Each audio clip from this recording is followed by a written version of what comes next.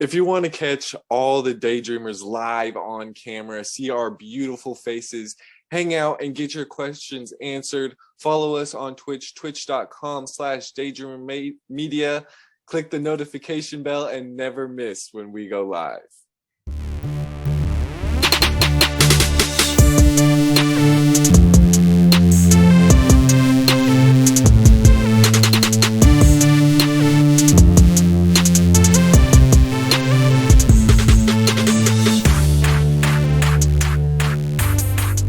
Welcome into the Fantasy Daydreamers live stream.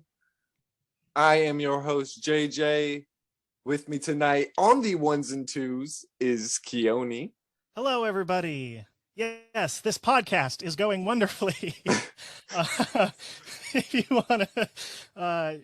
want to hear my revelatory insights and other amazing things on a visual format as opposed to an auditory medium, you can catch me on the Twitters at DayDreamer Keoni. Thank you for filling in for producer Ian tonight. Also, Ryan is with me. What's up, guys? ROKKO, Rocco, DayDreamer. That's the Twitter. You can also see me on the Instagram, on the TikTok at FF Daydreamers. Come check me out.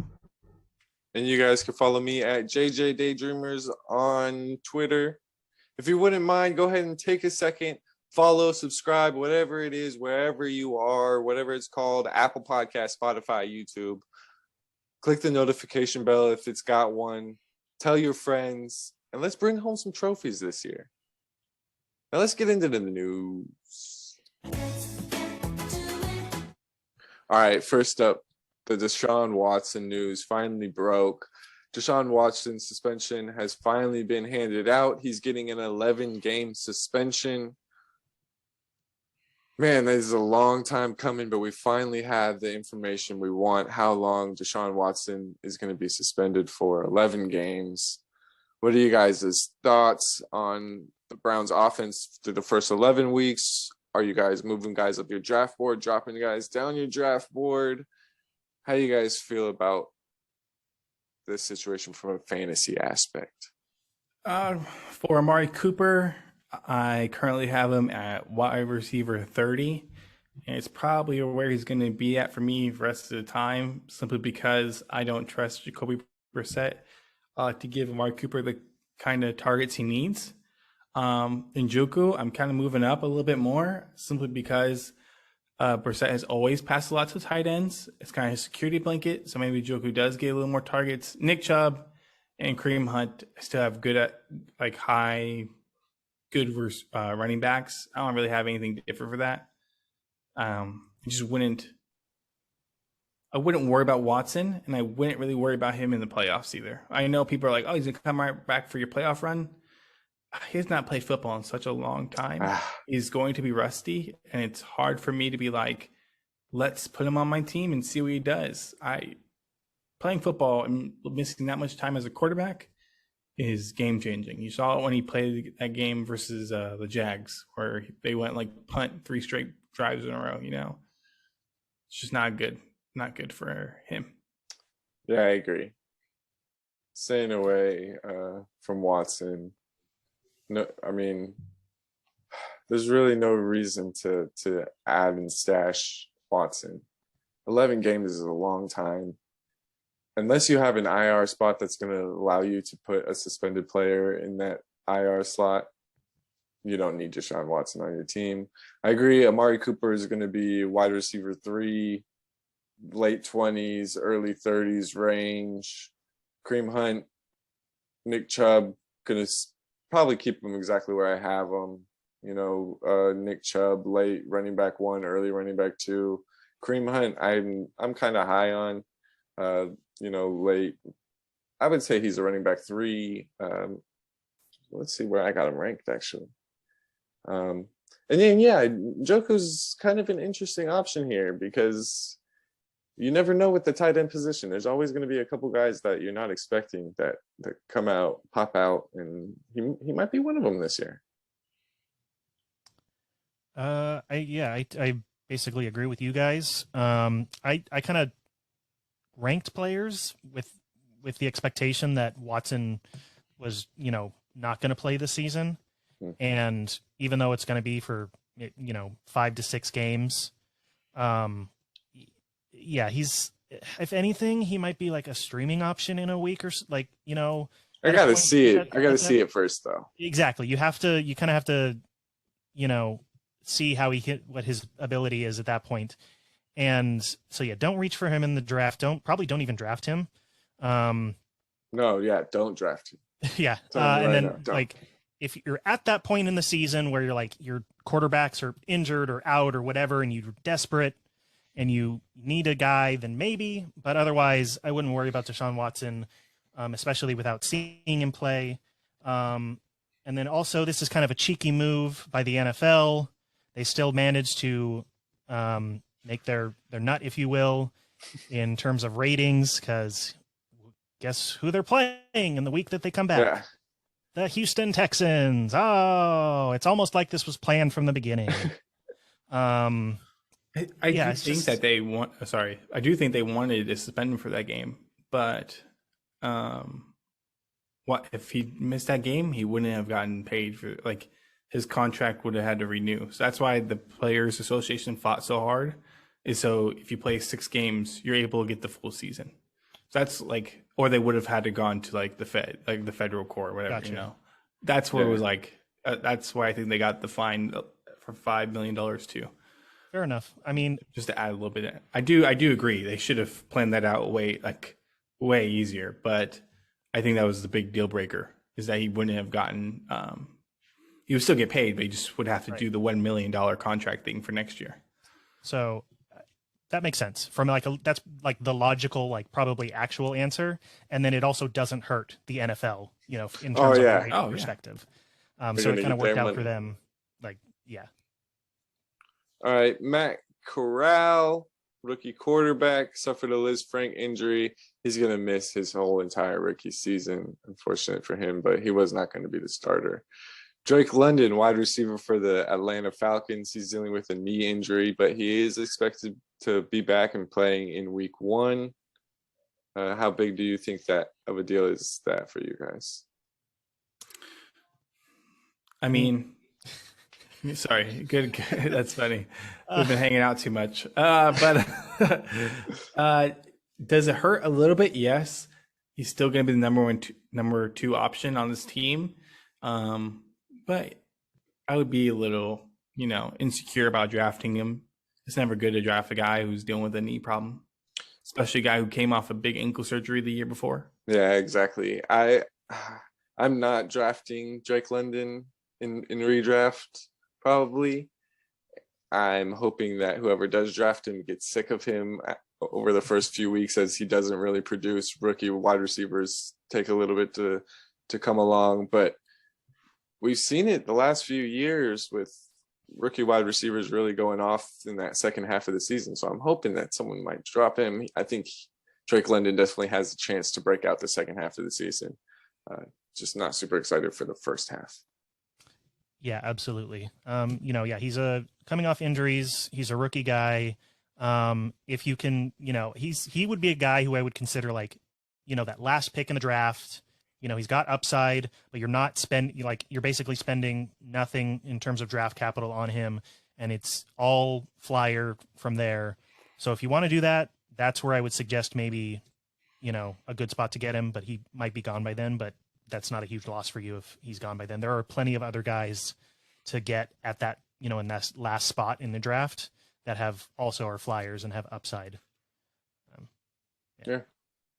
I think that's a great tagline for him too. Drake London, he's a rookie guy. Yeah. More news. Miles Sanders is sitting out of practice dealing with a hamstring injury. Ryan, our Eagles beat reporter, what do you got for us on this? Sanders news? They are pretty sure he's going to play week 1, but I dropped him down to 30. I mean, I heard it's more precautionary just because they don't want to get worse, but I did drop him from like 24 to 30, simply because starting with injuries. He's had injuries his whole career, basically. I would stay away. It's hard. Yeah, Anyway, I'm right there with you. Probably staying away. He's gonna be the RB1 on this team, but it's just not gonna help you in fantasy, I don't think.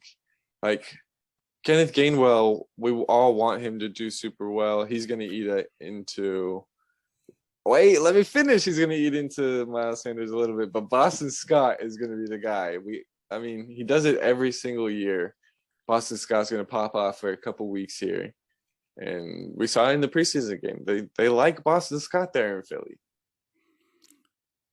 yeah, I mean, Kenneth Gainwell's been having a drop problem, so that's why I'm kind of staying away from him.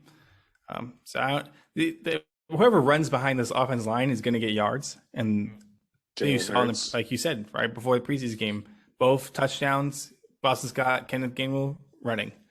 I mean, it was second team offense, but but it's just not going to be it's going to be a true committee. I don't think it's going to produce a lot of fantasy value. That's my point. It's going to be a 3-headed committee, and it's not going to help. And none of them are going to help your fantasy team.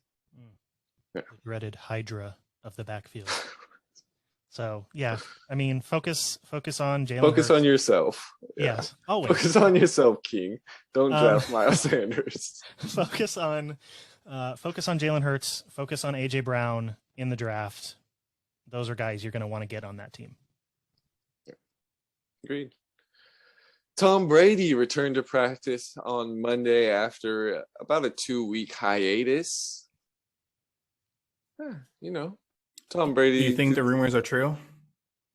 That he's on The Masked Singer? Are we gonna see him when I am not gonna see him. I'll tell you that much. I might find out on Twitter the day after. Is Mama and Papa Sage gonna see him? Shout out to Mama and Papa Sage. Sorry, what's happening? The rumor is that Tom Brady took the 2 weeks off because he was on The Masked Singer. He was the person behind the mask. He's a Fox ambassador. Fox? Yeah. A Fox ambassador. Sign that contract. Yeah, might have done it. Now, it might not be completely true at all, but it's funny to say. I don't think it is, but it's pretty funny. I agree.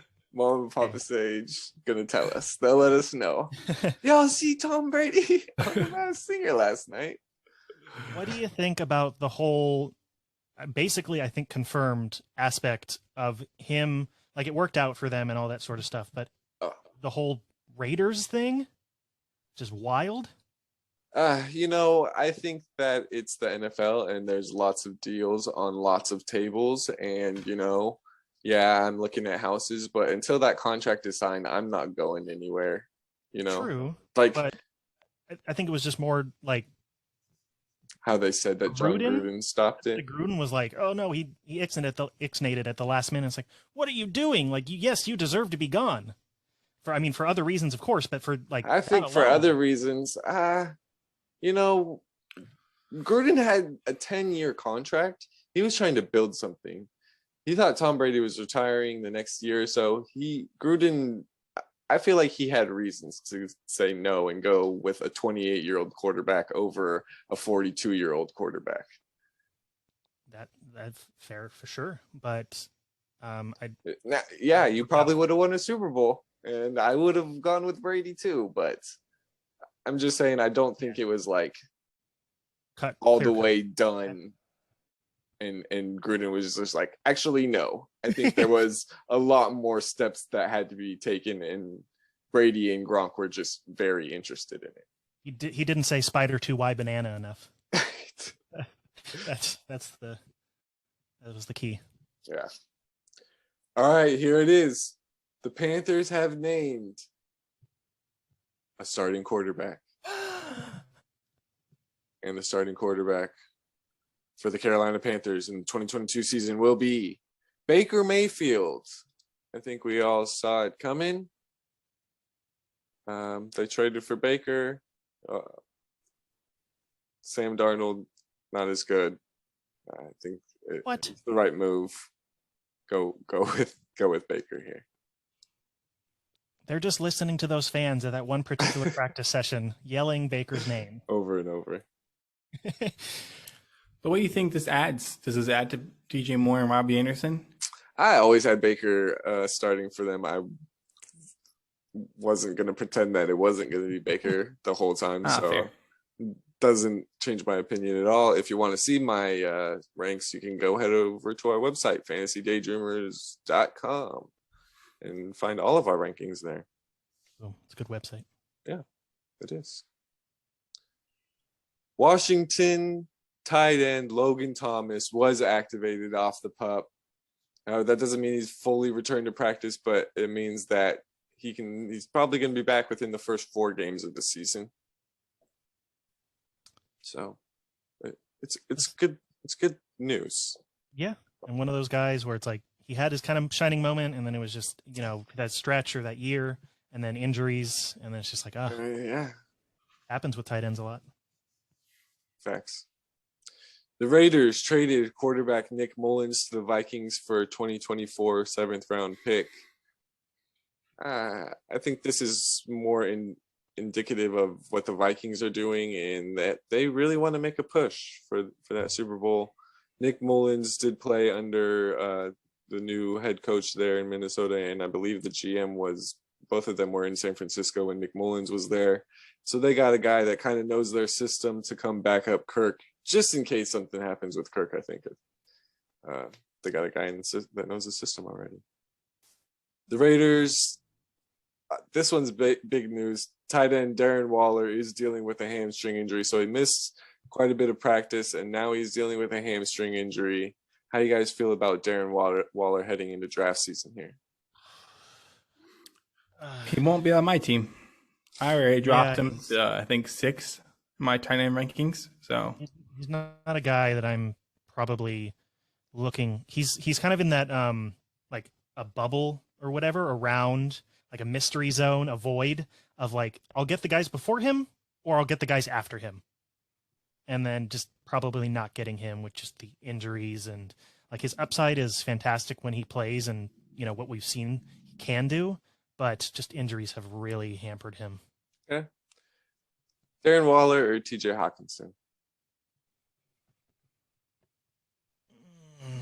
Because I feel like Hawkinson is a good tight end too. He was injured last year. Mm-hmm. But he kind of falls into that same zone that you were just talking about, Keoni, where it's like, I'll take the guys before him or the guys after him. But he's just going in those middle rounds where I don't want to take a tight end there. Yeah, let somebody else take it. Well, but who would you rather have, Hawkinson or Waller?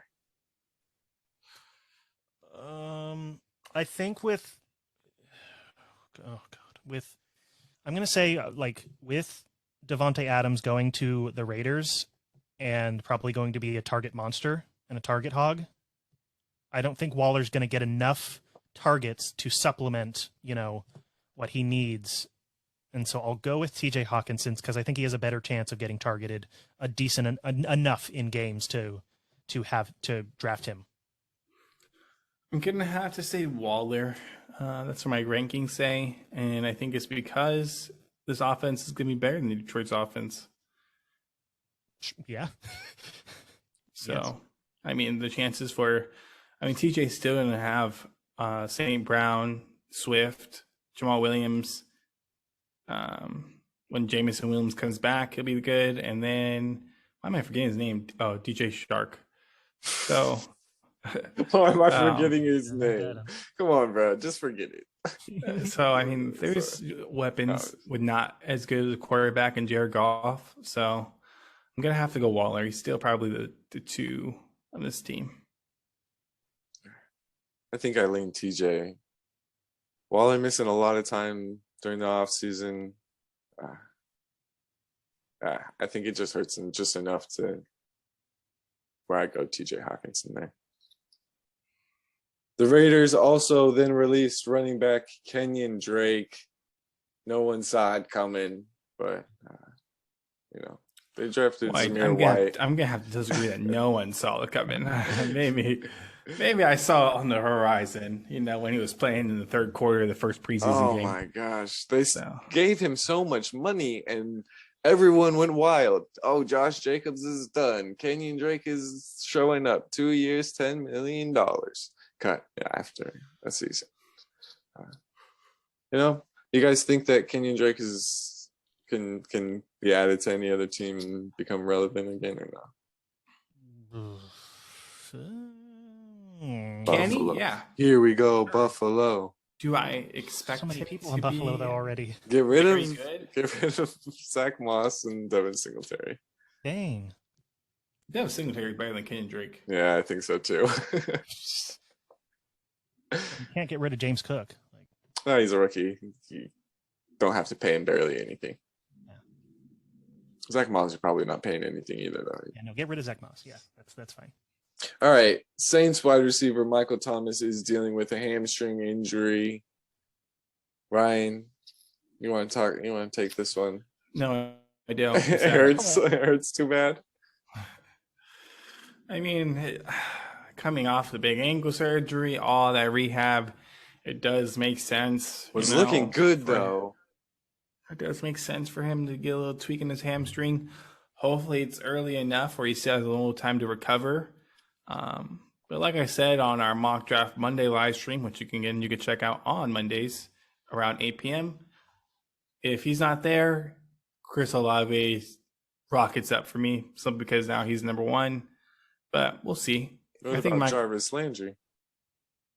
Jarvis Landry is what Jarvis Landry is. A solid, probably wide receiver 3, who plays a lot in the slot. I don't expect him to be fantasy relevant. I mean, he couldn't do it in Cleveland. Last time he did it is when he had a stupid amount of targets in Miami.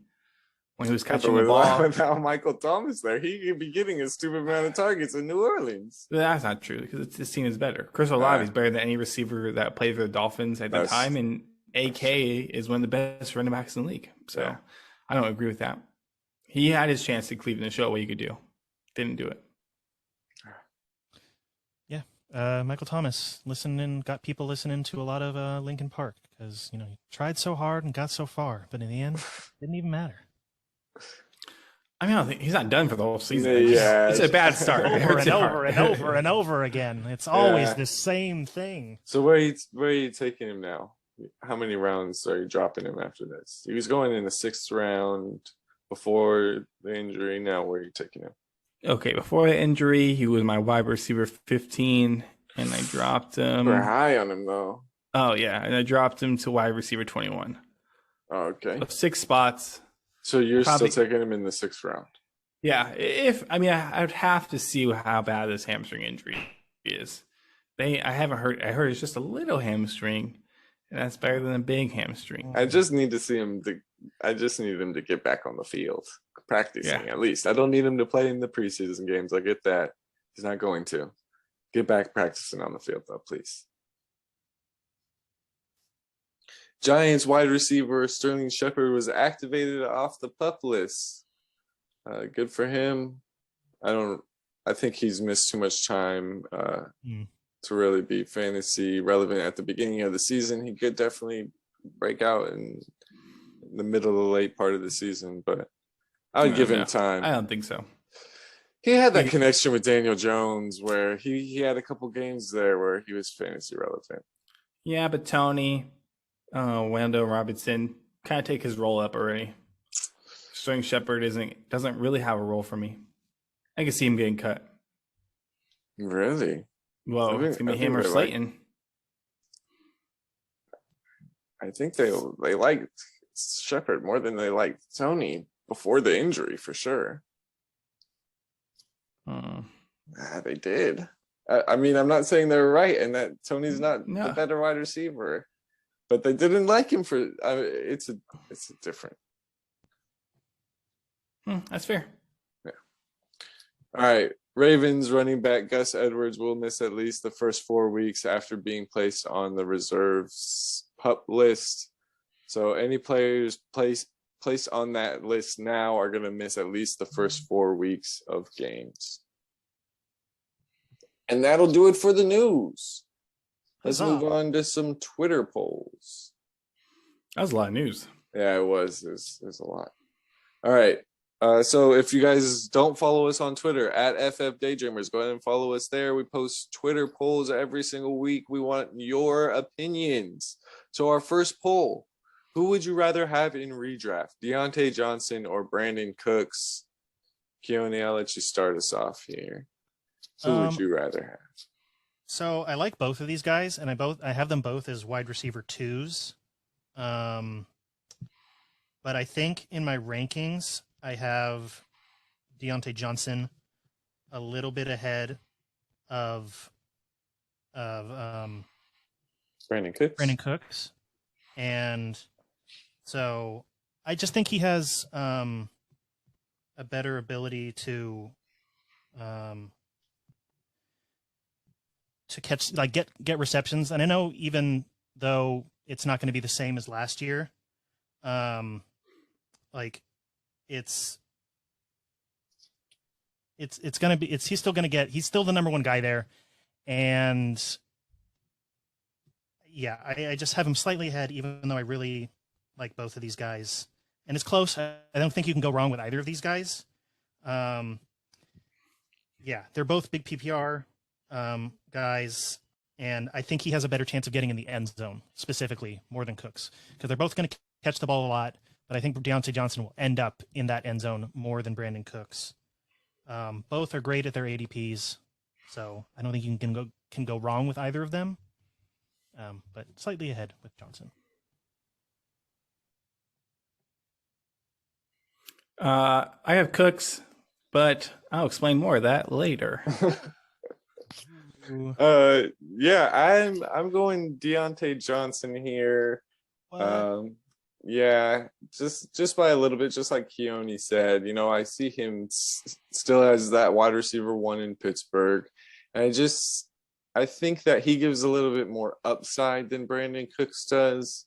While Brandon Cooks is maybe the safer option. We know what he's going to be with Houston, and that's not going to be a great offense. I don't think Pittsburgh's going to be a great offense. Their offensive line really struggles, but that's also going to force Mitch Trubisky, Kenny Pickett, whoever the starting quarterback is there, to get their ball out of their hands, just like Big Ben had to last season. No, I'm a little disappointed in you that there isn't a Kenny Pickett jersey either on you or right behind you on that wall right now. Really? I thought it was already ordered, bro. Kenny Pickett? No, I'm not. What? That's the quarterback of the future. The Pickens, maybe. The Pickens jersey going up on the wall, bro. But yeah, I mean, Deontay Johnson with a terrible, let's just be honest, terrible Ben Roethlisberger, finished outside of the top 36 one time. Like, he's going to get so many targets. He has chances at scoring touchdowns. There are quite a bit of players there where it might take away from his targets, but I just lean with the upside of Johnson. And Twitter's going to agree with Keoni and I. 77% of the people said Deontay Johnson. Hooray. All right, next Twitter poll. What is the best topping on a waffle? What is your guys' favorite topping for a waffle? Can I just say that strawberries and chocolate chips didn't make sense to me? Because I thought you put chocolate chips and strawberries in your waffles. You can add them on top too. Well, I've never seen no place. I mean, unless it's like some Denny's where it's like a whole if you go to a good waffle place, they're not putting strawberries in the batter. They're putting the fresh strawberries on top. None of this frozen strawberries in the batter. Just syrup. That's the right answer. I mean, like syrup, you got to have syrup on there. But I think I said just everything and then add whipped cream. And just, yeah, like that's how you do it. You know, because you start with your butter and then you do your syrup and then you add your fixins and then top it off with, you know. Oh, really? The whipped cream, smiley face, or just a mound, or. No, you know, see, I go different. I go butter, then strawberries, then chocolate chips, then syrup, then the whipped cream. Okay, I missed a step in mine. In a mound. Right, I missed a step in mine. Is butter, syrup, chocolate chip strawberries, then syrup again. Okay. And then you do the whipped cream. And more syrup. No. Yeah. Because yeah, the syrup would deflate the whipped cream at that point. Would you rather have a different fruit on there, Ryan?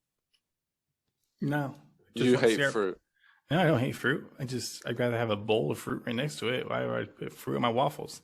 It's either it's an ingredient in the actual waffle, or it's not on my waffle. I don't know why we do. You only eat Eggos, huh? No, I don't eat Eggos. I can make waffles. I have a waffle maker. Yeah, the toaster. Yeah. No, I got Mr. Eggo. It's a little Mickey Mouse one. You know, it's cute. It's whatever. It's cool. I'll make waffles, put peanut butter, little chocolate chips. There you go. Oh, so peanut butter. Yeah, that's in the waffle. In the waffle. I'm not putting things on Dude, waffles. you need to not cook. You need to stop. happening. Like, I can get chocolate chips in Yeah. I even see strawberries in the waffle. I've seen it before. What, you never had peanut butter waffles before? They're delicious. on the waffle. Yeah. Never in the waffle. Just try peanut butter things in the waffle. But it makes it cook different. It makes it a different consistency and it cooks worse. That's why you don't put the... Hey, but if you've never had it, how do you know? You see, you're capping right now. Either you had it or you haven't had it. You can't be judging things you never had. Peanut butter on a nice... I can't judge things I never had. It's my life. I can do what I want. I will judge it. No. Come on, you gotta try new things. Okay. Peanut butter on a nice crispy waffle that's good. Like peanut butter toast, peanut butter waffles, great. That's like enough. Also, another option I guess I thought of is a San Diego. Yeah. I was just gonna bring it in. So if you're not, it's basically butter, and then you top it with cinnamon sugar, and it gets like a nice sandy beach, and it's called a San Diego because the waffle. Da-da-da. It's really good. You should try one if you haven't had one. Yes. Well, I think this one was pretty obvious. Syrup came out on top with 75% of the vote. Yeah. Now, what's that? I'm sorry. Do you mess with like other types of syrup, like, or is it just plain, butter? Like, you're asking if I go to Denny's or IHOP, huh? Or like the blueberry syrup or strawberry syrup or whatever it is. Not really. Whenever I was a kid, I would, obviously, but now that I'm older, I'd go with the maple syrup. And okay, here's a weird, not a weird one, but here's a one I thought of: marmalade. Putting marmalade on your waffles. It's Paddington. I don't know. I guess Paddington likes marmalade sandwiches. Oh, I didn't know that. Yeah. Well, yeah. Happy National Waffle Day, guys. Oh, hooray! All right, let's move on to our My Guys. Actually, we're changing the name of it. Oh. Let's move on to our DayDreamer. DayDreams? What were we calling it, Ryan? I don't know. I think they're probably DayDreams. DayDreams, yeah. Yeah, let's move on to our DayDream. There you go. Guys that are going to put you in your happy place this season whenever you draft them. Who wants to start us off? Ooh, I can go first. Right. Okay, let me paint a little picture for you. A little player comp. So player A for the 2021 season, 7.5 targets, 4.9 receptions. This is all per game, obviously. 63.8 yards and 0.38 touchdowns. Compared to player B, 8.8 targets, 6.2 receptions, 65.5 yards, and 0.4 touchdowns. Player A, CeeDee Lamb. Almost in everyone's top 10. Player B, a guy we were talking about a little bit earlier, Brandon Cooks. It's his 12 games with Davis Mills. Let's go back since he's been with the Texans. His 2 years, top 15 in receptions, targets, yards, touchdowns, and total fantasy points. You're right. He is consistently very, very good. I think with him in this offense, Pep Hamilton, a guy who I think is a pretty good offensive coordinator, a year two Davis Mills, no real great options behind him. Brandon Cook is going to soar again. I mean, I like Nico Collins, but Nico Collins is still not even a top 50 receiver. There's probably not another great option on this team in general. I called him the cheap version or poor man's version of Keenan Allen. But the difference between Keenan Allen and Brandon Cooks, Keenan Allen has multiple weapons around him that takes targets away, and Brandon Cooks doesn't. Brandon Cooks will be the number one in his offense. He's done it with a bunch of different quarterbacks. The Watson drama is all gone. The Texans can start free. I think Brandon Cooks should be a perfect floor riser for every team. Yes, he might not win you weeks, but he keeps you in the games. And you just need to have that. Right now, his ADP is wide receiver 21 on Fantasy Pros. I have him wide receiver 15. I think when you compare the talent around him, or the people who can draft around him, the DK Metcalfs, I think DJ Moore is right there, and Mike Williams. He has the highest floor because he's guaranteed the most targets. Mike Williams is still the number 2 with the Chargers, and DJ Moore has a brand new quarterback who's just in a quarterback battle in Baker Mayfield. I'd much rather have Brandon Cooks in that situation. I think he will be, again, not a league winner, but he's a guy that keeps you in every game and keeps you making your way to the playoffs. All right. I'll go next. My first DayDream player is going to be Josh Jacobs, who last season finished inside the top 24 running backs 11 times in 14 games. Finished as the running back 14 overall. The Raiders got rid of Kenyon Drake this offseason, and I really think that says a lot about what they're going to do with this running back room. They drafted White earlier on in the draft this season, but it's going to be Josh Jacobs. It's going to be his role here. He's going to get over 200 touches again, close to 1,000 yards rushing, and 7+ touchdowns on the ground. Plus, his targets and receptions have gone up all 3 years of his career. I don't know if they go up again this year. He got 64 targets last year and 54 receptions, which is huge. But with the addition of Devontae Adams, I don't think that goes up very much. I think it sticks right around that 50 range, though, which is all you really need to be a running back 2 in fantasy football. He's never finished outside of the top 24 in all 3 seasons. This is one of the clear running back 1 situations in the NFL right now. Josh Jacobs is clearly the Raiders running back 1. And I'm gonna buy the dip in Josh Jacobs. They didn't sign him to an extension. And so I think the Raiders run Josh Jacobs into the ground this year. He's going to score some touchdowns. He's going to get the ball inside the 5-yard line, 10-yard line. And yeah, taking Josh Jacobs. My first guy is a guy that I've talked about previously here, and I've liked him for a while, even though he hasn't been in the league for very long. Much like JJ talked about earlier with rookie wide receivers catching on late or later in that second half of their first season. This is almost textbook for this guy. It's Amon-Ra St. Brown of the Lions. He's going to be their number 1 wide receiver in that offense. And he's going to get the ball. I think they have a relatively fairly easy schedule. And usually an easier schedule means more like better work for the running backs, which it probably definitely will be. But they're the Lions, so I think they're going to be in a lot of games regardless. I don't think they're going to, pull ahead of anybody too far to not have to pass the ball throughout the entire game. I think he will easily get 100 targets again, and I don't see why he can't average a touchdown every other game.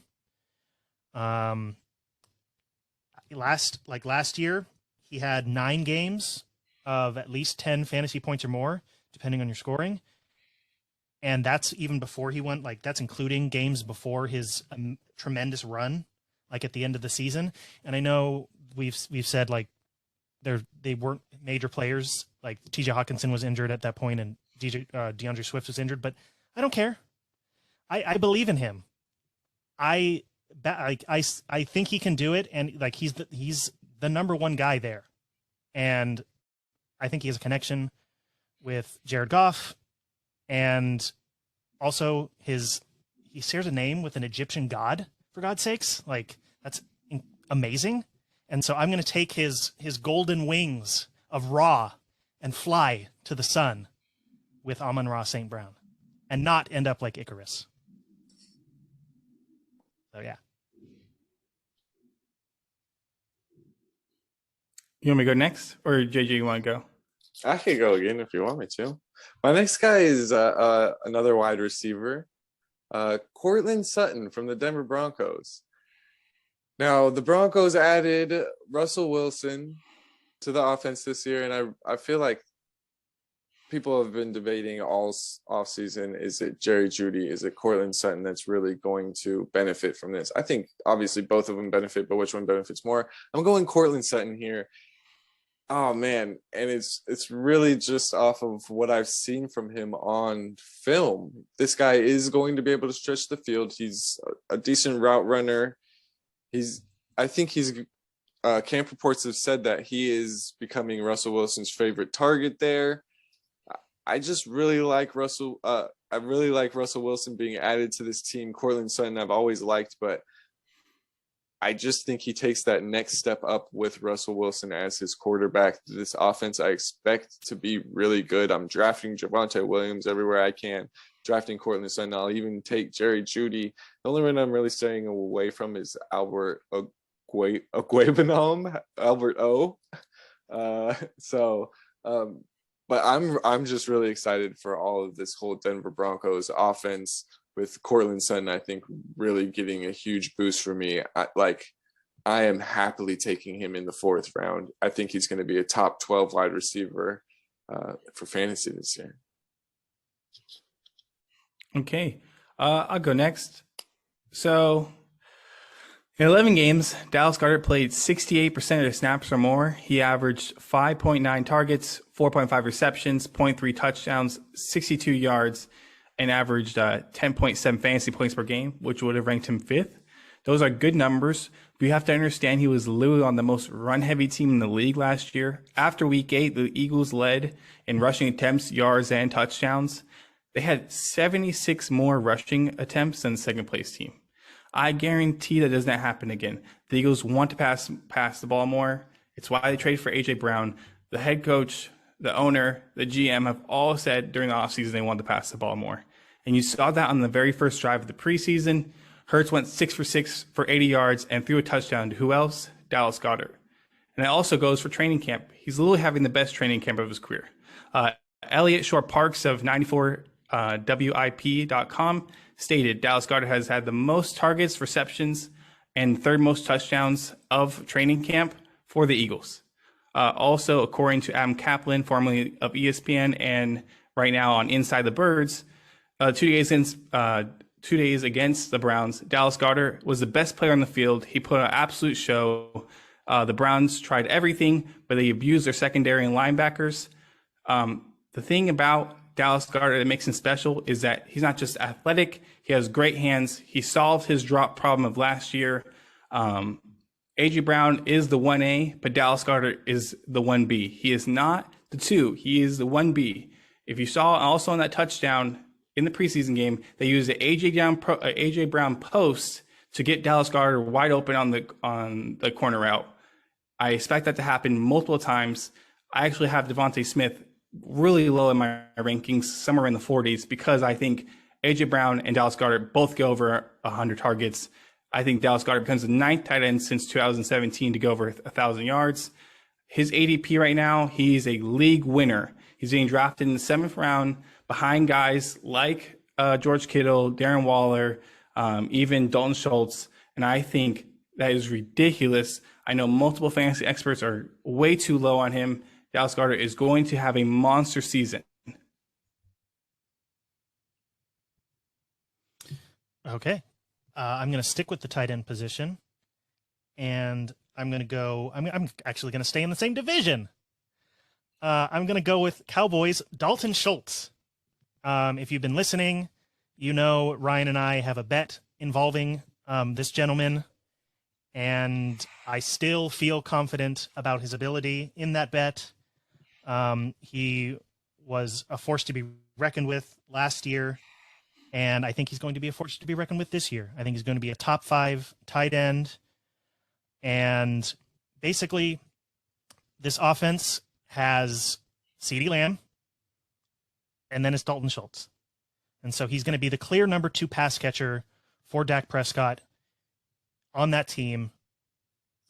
And I think they're going to be a team that has to kind of fight and claw in games to stay with it, and that means more passing.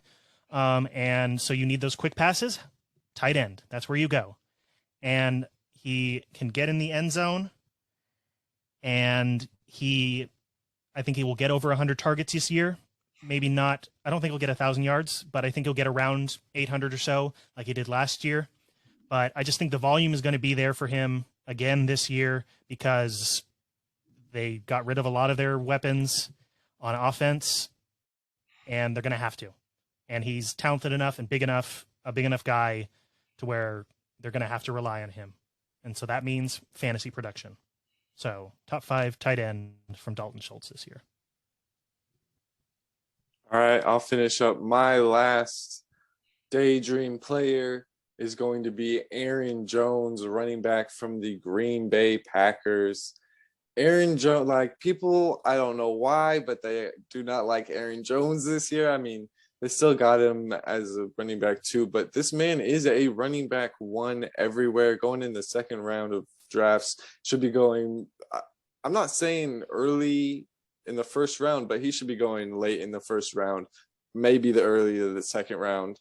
Aaron Jones, people are wondering, is Alan Lazard going to be the number 1 wide receiver there? Who's going to get the most targets? Aaron Jones is the guy that already has continuity with Aaron Rodgers. He's already the guy that's been there for years and years. They like A.J. Dillon playing there, yes, but I think both running backs can play on the field at the same time. He's going to get close to 200 touches on the ground still and close to 60, 70 receptions. He's going to score touchdowns. Aaron Rodgers, this is one of the few guys that Aaron Rodgers does trust on this offense for sure. So Aaron Jones, running back 1 season, not overall running back 1, but just a running back 1 this season. Easy. Lock it in. Okay, I'll finish up mine. It's kind of a little twofer. It's Christian Kirk and Trevor Lawrence. We'll start off with reason number 1. Urban Meyer is gone. Doug Pearson is a way better coach than Urban Meyer was. He's a upgraded offensive play caller. Through 2016 through 2019, Coach Doug Pearson led the Eagles to 3 playoff appearances and a Super Bowl win. Right? Urban Meyer couldn't even make it 15 games. During those 4 seasons, the number 1 pass catcher in the offense averaged 8.3 targets, 5.3 receptions, 57 yards, and 0.4 touchdowns per game. In the first half, Christian Kirk had 8 targets, 5 receptions, and 54 yards. They were purposely showing that he was the guy in the offense versus the Raiders in the first half. They also paid him $18 million a year, which kind of low key set the wide receiver market and made all these extra big contracts for like DK Metcalf and Debo, all that stuff. His ADP right now is in the 10th round. He's going to put up wide receiver 2 numbers in this offense, and you're going to get him in the 10th round. I mean, the volume right there. I mean, I just talked about CeeDee Lamb, and he basically has the same volume that CeeDee Lamb had last year, or that's what he had in the first preseason game. Also, T-Law, his talent is undeniable. He has a better rushing ability than most can give it or most understand.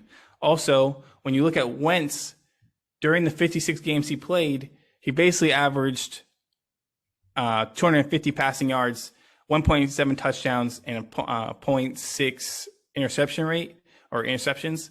If T-Law does that this year, he'll get 4,000 yards and 29 touchdowns, a major upgrade from what he did last year. He also has a better running ability. I trust this offense with Dougie P. I think Trevor Lawrence is going to be a great streamer. Christian Kirk is going to be a steal in the 10th round. I had him as my sleeper, but the more I kept getting in the stats, the more I started liking him, making him basically a DayDream for me. And that's it for me. So I will end it out with a QB from the Bay. It's Trey Lance, Sir Lancelot, the Black Knight of the NFL. He is here, and he means business. He's taking, the lead spot from Jimmy G, and there's, I think, a lot of pressure on him to do well, but I think he can live up to that pressure. I mean, he's going to have to, but I believe in him to live up to that pressure. He has the weapons to do so. He has, Deebo Samuel and Brandon Ayuk and George Kittle, and he has the running ability to be one of those. That's the big thing here. His running ability, his rushing ability, we all know that puts quarterbacks in a favorable position to do well in fantasy. That automatically boost your floor up incredibly. And with the weapons he has in the Shanahan offense, that those guys put defenses on their heels, and they make defenses coordinators pull out their hair because they have no idea what's going to happen. And I think Trey Lance is going to be a key part of that with this offense. And, obviously there's going to be some bad games, but much like any other quarterback has, but I think he will be a good enough in this season to lead the offense pretty far. And he's a top 10 QB. I think no later than round 8, you should be getting him. So he's one of those definite guys to look for. And if he can fall that far, get him. But yeah, I think everything in the world is set up for this guy to do well. And I believe in him. All right, those are our DayDreams for the 2022 season.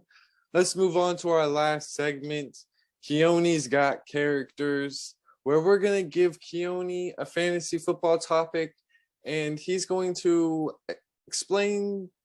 answer the question, fill in for the topic, doing a character or a voice. So, Keoni, what is stopping Ezekiel Elliott from being a top 12 running back? And can you explain that as Jar Jar Binks? So, if you guys haven't seen any of these other Keoni's Got Characters, you guys can check them all out on our Patreon, patreon.com/DayDreamer Media. Every single week of the KGCs are up there. Yeah. So go ahead and head over there and donate a little bit of money, and you guys can see all of our content.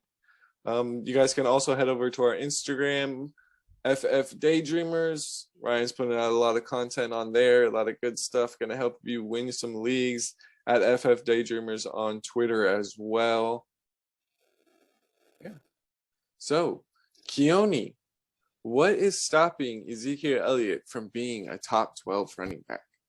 Oh boy, Visa thinks there's a lot of things. First of all, his age. He's 27 years old, so he's not getting any younger. And he's been in the league for 6 years now, going on 7. It's really hard for a running back to maintain those top 12 numbers for that long. He also doesn't do as much with the hands and the passing work. He's basically getting a fewer yards per carry each season, except for one pair in the middle, but we don't think about that. He's also got the Tony Pollard to deal with, and Misa likes him. Many are calling the best back on the team, much like my boy Annie. But slowly but surely, Tony Pollard eating into the snap percentage. And last year, having 9 games under 65%, Ezekiel Elliott is. Which is good, but And the year before, only have 5 games. Count 5 games under 65%. And the big stat, the number 1 stat for why he's not in the top 12. He has dropped in yards per game every year.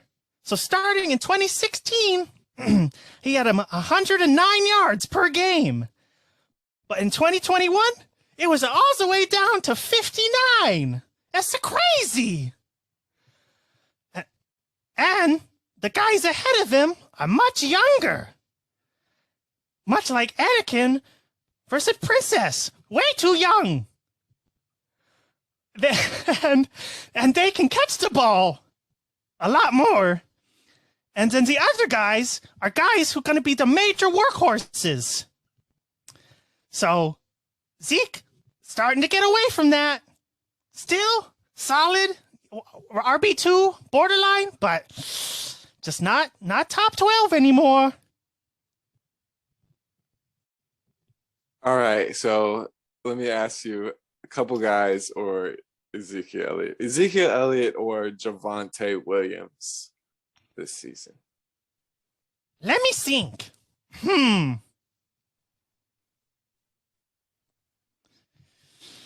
I'm gonna say Javonte Williams. I like him in Denver, and he splits that field, but he's a young guy and he catches the ball. So just slightly ahead, just a little bit ahead of Ezekiel Elliott. Ezekiel Elliott or James Conner? Very close again, but one spot ahead of Mr. Conner. Ezekiel Elliott is ahead of James Conner. I have him ahead of James Conner. Okay. Again, I'm a little bit higher on James Conner. Yeah. I feel you. All right. Last one, Ezekiel Elliott or Saquon Barkley?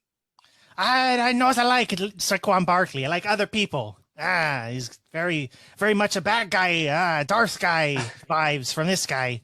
And Misa no like under New York. So it's the same division. No, Ezekiel Elliott. Cowboys and Jerry Jones. Although Jerry Jones kind of scares me. He looks like the Emperor. All right.